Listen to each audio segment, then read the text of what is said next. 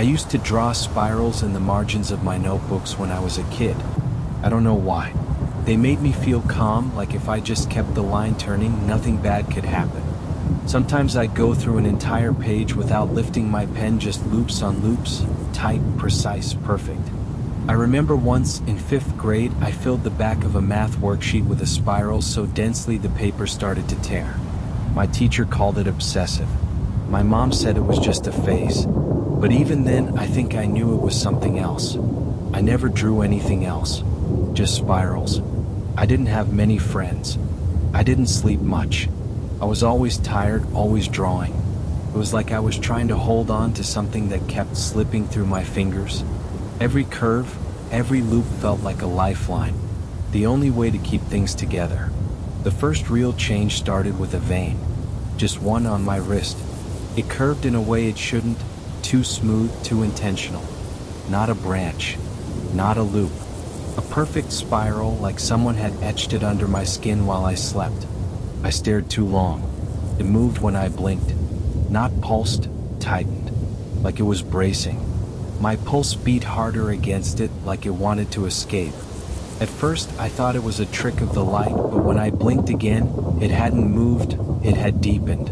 And there was something else, a faint buzzing under my skin, almost like an electric charge running through my veins. I tried to ignore it. I couldn't. I kept staring. But as I looked at it more, the spiral grew. I wasn't imagining it. The skin around the vein twisted and buckled, turning into a miniature whirlpool under my flesh. I pressed my thumb against it, but the pressure only made it widen, like it was pulling everything toward it. The next morning, my coffee swirled long after I stopped stirring. My cereal kept turning in the bowl, slowly, even after I put the spoon down. My hair curled into tight, unnatural coils I couldn't brush out. It wasn't like the soft waves I used to get after a long night's sleep. No, this was wrong. The curls felt too tight, like the hair follicles were being twisted. Every movement felt wrong. My fingerprints? They used to loop. Now they spiraled, deep, sharp ridges like they were drilled into me. My scalp itched constantly.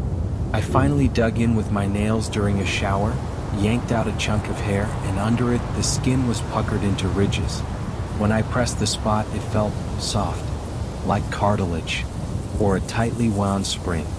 I pressed harder, and something shifted under my flesh like a slithering, coiling thing. I could feel it trying to make space for itself. I started seeing them everywhere. In clouds, floor tiles, the way ants moved outside, tight, endless loops. My neighbor's windshield didn't tinkle anymore. It pulsed, in perfect rhythm, circular, predictable. The wind didn't blow, it rotated. It wasn't the wind moving things, it was the air bending. I looked up once and the sky wasn't right. The clouds weren't moving as they should. They were spiraling too, drawing tight circles across the heavens like the clouds themselves were being folded into something. I stopped sleeping after the ceiling inhaled. One night, the shadows on my bedroom walls pulled themselves loose. They unpeeled like old paint and flowed toward the ceiling. The shadows seemed alive. I watched them pool in the center, twisting together like fingers gripping the plaster. The ceiling bowed upward like a chest drawing breath. Then it exhaled into my mouth. I woke up gagging, my tongue stained black, the taste of ash and static thick in my throat. My chest felt hollow and full at the same time, like something had made space for itself inside me. Like the void I felt was suddenly growing inside me. It was so cold, but I could feel it stretching, filling my veins. I tried to tell my brother. I begged him to look at me to see. I showed him my fingerprints, the coil in my scalp, the scar where I swore my molar had unscrewed itself. He just stared, wide-eyed, distant, like I was already gone. Or worse, I wasn't me anymore. I grabbed his wrist, trying to make him understand, but he barely flinched. The tension in his body was like stone. Then, slowly, he pulled his arm back and started tracing his own wrist, absent-minded, like he was checking for a spiral that wasn't there yet. I whispered his name. He didn't answer. He just kept tracing, and tracing, and tracing. I walked down my hallway and passed the same cracked spot of wall 8 times. I scratched an X into it with a screwdriver. The next time there were 2, then 4, then gone. Just spiral scratches curling outward like something had peeled its way through the drywall, digging out like a drill looking for daylight. The pattern wasn't random. The cracks followed me. They looped. Later, I looked out the front window and saw my neighbor walking her dog. She waved. A minute later, she passed again. Same clothes, same smile, same wave. Then again. But this time she didn't blink. And the dog's leash curled around her wrist like a vine. Food rotted in unnatural ways. Bananas peeled themselves open like curled petals. Mold formed in rings, constant circles of decay. The fridge motor hummed in 3s, then 6s, then 9s. I heard the hum in my teeth. I felt it in my chest like my heart was beating in sync with it. The walls weren't just cracked, they were warped. Twisting, distorting like the structure of my house was slowly folding into something else. I recorded myself sleeping, just to prove it wasn't me. Just to prove I wasn't the one doing this. The footage showed me sitting up around 4 a.m., staring at the camera with a slack face and black spiral-shaped pupils. I didn't blink. I just started tearing paper, books, envelopes, toilet tissue, and twisting the strips into coils. Then I swallowed them, one by one, with a smile. The camera didn't capture the sound, but I heard it. The crinkling. The way the paper seemed to melt when I consumed it, like I was absorbing it, becoming part of it. I tried writing down who I am, what I am. My name, my birthday, my memories. But every time I picked up a pen, I just spiraled the ink. Over and over.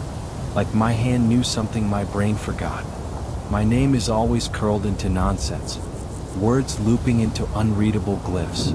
It looked ancient. Like a language that had existed long before me and would outlive whatever I was becoming. Sometimes I wasn't sure if I was the one writing it all.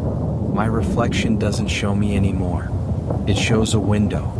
And through that window, I'm standing still, eyes wide, while everything behind me curls inward like a closing fist. It's been like that for days, maybe longer. I don't know if time spirals too, but I haven't seen a straight second in a while. I waved at a mirror once, just to check. The reflection didn't move. I watched it, then it smiled. I tried looking at my watch, flicking my wrist to check the time, but the face was spinning. The hands had turned into spirals, like it had all become part of the same thing. Yesterday, I pressed on my back molar during a panic attack. It slid out like a loose screw. No pain, no blood, just an oily pop and a metallic taste. The root wasn't straight. It was coiled, perfect, intentional, like it had always been winding inward. I held the molar in my hand and looked at the root. It looked alive somehow. I tried to squeeze it and it twitched. A tremor. I took a knife and cut it into my thigh, just enough to see. No blood came out. Just thick, clear jelly threaded with hair-fine spirals and tiny tendrils moving like worms. I laughed until I vomited. My vomit spiraled on the floor. I could feel it in my skin, in my bones. It was inside me. I went to a clinic. The doctor looked into my eyes and immediately stepped back. His hand shook. He whispered, "It's almost here." Then he walked out of the room. I never saw him again. The door closed behind him, but the hallway outside didn't look right. The walls were stretching out, pulling in on themselves. I opened my front door this morning. There was no sky, just the spiral stretching across everything. The trees curved. The houses leaned in. The clouds twisted into a vortex of bone-colored mist. I stepped out and saw myself walking away into it, head down, disappearing into the coil. The world had folded in on itself. The path I was walking on became part of the spiral. I had no choice but to follow. I understand now. The spiral isn't a pattern. It's a place, or maybe a path, a tunnel. You don't notice you're in it until the world starts bending in with you. I used to draw spirals to feel safe. Now I see them in my bones. Now I see them on the walls. Now I see them in you. It wasn't protection. It was preparation.